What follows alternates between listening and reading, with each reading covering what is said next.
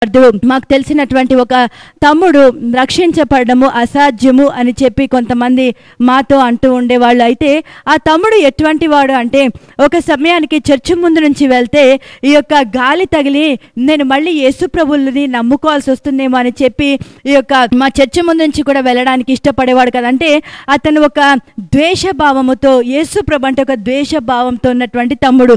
చాలా విగ్రహార్థన చేసేటువంటి వాడు, చాలా నిష్టగా పూజలు చేస్తూ ఉండేవాడు. అయితే సంవత్సరానికి ఒకసారి ఖచ్చితంగా తను మొక్కేటువంటి ఆ యొక్క విగ్రహములకు తీర్థయాత్రలు చేసి వచ్చేటువంటి వాడు.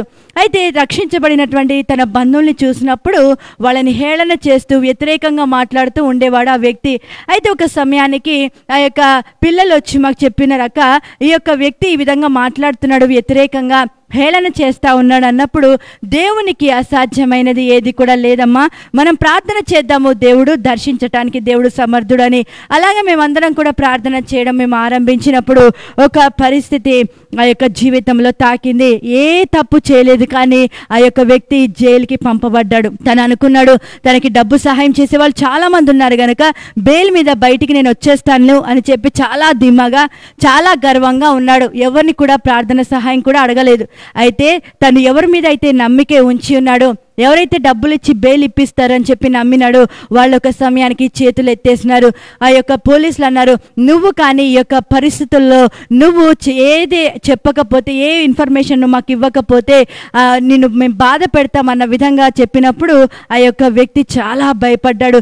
ఇంకా పోలీస్ చేతులతో పడితే నేను ఇంకా నా పరిస్థితి అయిపోయింది, వాళ్ళ చేతుల్లో లాఠీలు ఉన్నప్పుడు వాళ్ళు మౌనంగా ఉండరు కనుక ఇంకా నా పరిస్థితి అయిపోయింది అనుకున్నటువంటి ఆ గడియల్లో ఇక్కడ చర్చికి వచ్చేటువంటి ఆ యొక్క చెల్లెళ్ళు చూడటానికి జైలుకి వెళ్ళినప్పుడు అప్పుడు తను ఒక మాట అన్నాడు, అక్క వాళ్ళకి చెప్పండి నా గురించి ప్రార్థన చేయమని చెప్పి. చూడండి, దేవునికి అసాధ్యమైనది ఏది కూడా లేదు. దేవుడు ఎటువంటి వారినైనా సరే ఆయన కరిగించటానికి, వంచటానికి, ఆయన వైపు తిప్పడానికి దేవుడు సమర్థుడు. బంగారానికి కొలిమి తగిలింది, వెండికి మూస తగిలింది అని రాయబడిన విధంగా ఎవరిని ఏ వేడికి కరిగించాలో దేవుడికి ఒక్కడికి తెలుసు గనక మనం ఏ విషయంలో కూడా దేవునికి అసాధ్యమైంది ఏది కూడా లేదు అని చెప్పి మనము నమ్మాలి, మనము విశ్వసించాలని దేవుడు కోరుతాడు. ఎప్పుడైతే మేము ప్రార్థన చేయడం ఆరంభించామో అద్భుతమైన రీతిలో దేవుడు ఆ పోలీసులకి దేవుడు కనికరము పుట్టించాడు. ఏ విషయం అయితే తను జైల్లో వేయబడ్డాడో ఆ విషయంలో సులువుగా సమస్య పరిష్కరించబడి తను బయటికి వచ్చినప్పుడు రావడమే డైరెక్ట్ గా చర్చికి వచ్చినాడు.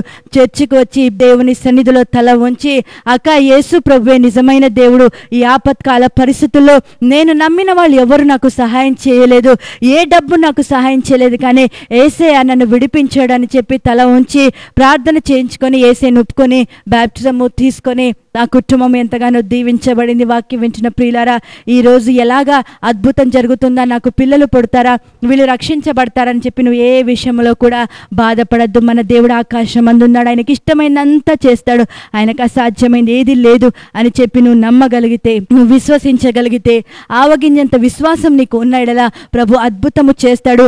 ఆ తర్వాత అటువంటి విశ్వాసము కలిగిన వారికి కూడా అసాధ్యమైనది ఏది ఉండదు అని ప్రభు అయిన దేవుడు వాగ్దానము చేస్తున్నాడు. ఆనాడు ఇశ్రాయేలు కూడా ఎర్ర సముద్రము దాటేది అసాధ్యమనే అనుకున్నారు. ఆ వెనక శత్రువులు తరుముతూ ఉన్నప్పుడు ఇంకా ఫరో చేతిలో వాళ్ళు పడతారని, ఇంకా వాళ్ళ పరిస్థితి అయిపోయింది అనేటువంటి ఆ పరిస్థితే. కానీ దేవుడు అక్కడ కూడా గొప్ప రక్షణను చూపించి ఆయనకి అసాధ్యమైనది ఏది కూడా లేదని, ఆయన యందు విశ్వాసం ఉంచి మనం ఆ పరిస్థితిలో మనము నిలబడగలిగితే ఖచ్చితంగా ప్రభు అయినటువంటి దేవుడు మనకి మార్గము చేస్తాడు. మార్గము లేని చోట మార్గము చేసేటువంటి గొప్ప దేవుడు ఆయన. నీళ్లను ద్రాక్షారసముగా చేసినటువంటి దేవుడు ఆయన. మనకి ఇవన్నీ విన్నప్పుడు మనకి ఆశ్చర్యం కలుగుతుంది, కానీ సర్వశక్తి కలిగినటువంటి దేవుడు, సూచకుల మహత్కార్యములను, అద్భుతాలను, స్వస్థతల్ని జరిగించేటువంటి గొప్ప దేవుడు గనక ఆయన మారా వంటి జీవితాల్ని కూడా మధురంగా చేయగలిగినటువంటి బలమైనటువంటి దేవుడు. వీళ్ళెంత భయంకరమైన చేదు జీవితంలో కలిగిన వాళ్ళు వీళ్ళు మార్చబడతారంటే మారాను మధురంగా చేసిన దేవుడు వారి జీవితంలో మధురంగా చేయగలిగిన వాడు. మా జీవితాలు మోడు బారిపోయినాయే, నిస్సారంగా ఉన్నాయి, ఇవి మళ్ళీ చిగురిస్తాయా, ఇవి మళ్ళీ ఫలిస్తాయా అని చెప్పి నువ్వు చింతిస్తున్నావా? నువ్వు ఏ విషయంలో కూడా చింతపడద్దు. కానీ దేవుడు మోడు బారిన జీవితాల్ని సహితము కూడా ఆయన చిగురింప చేయగలిగినటువంటి గొప్ప దేవుడు అయింటున్నాడు. నేను నిస్సారమైన జీవితాన్ని కూడా ఈ నూతన సంవత్సరంలో ఆయన ఫలభరితమైనటువంటి వనముగా చేయడానికి ప్రభు ఇష్టపడుతున్నటువంటి దేవుడు కనుక నీవు ప్రతి ఒక్క విషయమందు కూడా నీ యొక్క హృదయమును కలవరపడనీయకుండా దేవుని యందు నీవు విశ్వాసము ఉంచినడలా, నువ్వు దేవుని ఎడల ఉంచిన విశ్వాసమే నీ పట్ల అద్భుతమైన కార్యములను జరిగిస్తుంది. నువ్వు దేవుని ఎడల ఉంచినటువంటి విశ్వాసమే నువ్వు ప్రతి విధమైన పరిస్థితిలో ఎదుర్కొని నువ్వు జయించటానికి, ఆ యొక్క తీరములు దాటటానికి, ఆ యొక్క ప్రాకారములు పడగొట్టడానికి నీకు దేవుడు సహాయము చేయడానికి ఆయన ఎంతైనా నమ్మదగిన వాడై ఉంటున్నాడు గనుక ప్రతి పరిస్థితి కూడా ఈరోజు అనేకమైనటువంటి విషయాలు వృత్తాంతముల ద్వారా ప్రభు మనతో మాట్లాడి ఉన్నాడు గనుక నీ యొక్క వయసు దాటిపోయినా నువ్వు చింత చేయొద్దు. ఆ తర్వాత వాళ్ళ పరిస్థితులు చూసి, ఆ వ్యక్తుల స్థితిగతులు అలవాట్లను చూసి వీళ్ళు రక్షించబడేది అసాధ్యమని నువ్వు తీర్పు తీర్చొద్దు. కారణం ఏంటంటే మన దేవునికి అసాధ్యమైనది ఏది కూడా లేదు గనక ఆయన కార్యము చేయడానికి దేవుడు సమర్థుడైన దేవుడు. వాక్యం అంటుంది, శక్తి చేత కాదు, బలము చేత కాదు, నా ఆత్మ ద్వారా సమస్తము జరుగుతాయి అన్నాడు దేవుడు. నిజమే, శక్తితో ఏది జరగదు, నీ బలముతో ఏది జరగదు, కానీ ఆయన యొక్క ఆత్మ ద్వారా సమస్తమైన కార్యములు ఆయన నెరవేర్చడానికి దేవుడు సమర్థుడై ఉంటున్నాడు. దేవుడి యొక్క వాక్యమును దీవించి ఫలింపచేయునుగాక. ఆమెన్. అందరం కూడా తలలు వంచితే ప్రార్థన చేసుకుందాం. సర్వశక్తి కలిగినటువంటి నా ప్రియ తండ్రి, మీకు వందనాలు, స్తోత్రములు చెల్లిస్తున్నాము నాయన. దేవా, నీకు అసాధ్యమైనది ఏది కూడా లేదు అని చెప్పి ప్రభా, ఈ రోజు నాయన ప్రభా అబ్రహాము సారా వృత్తాంతము ద్వారా, జకరియా ఎలిజబెత్ వృత్తాంతము ద్వారా, నైనా సౌలు యొక్క వృత్తాంతము ద్వారా, నా ప్రియ తండ్రి మీకు స్తోత్రములు నాయన.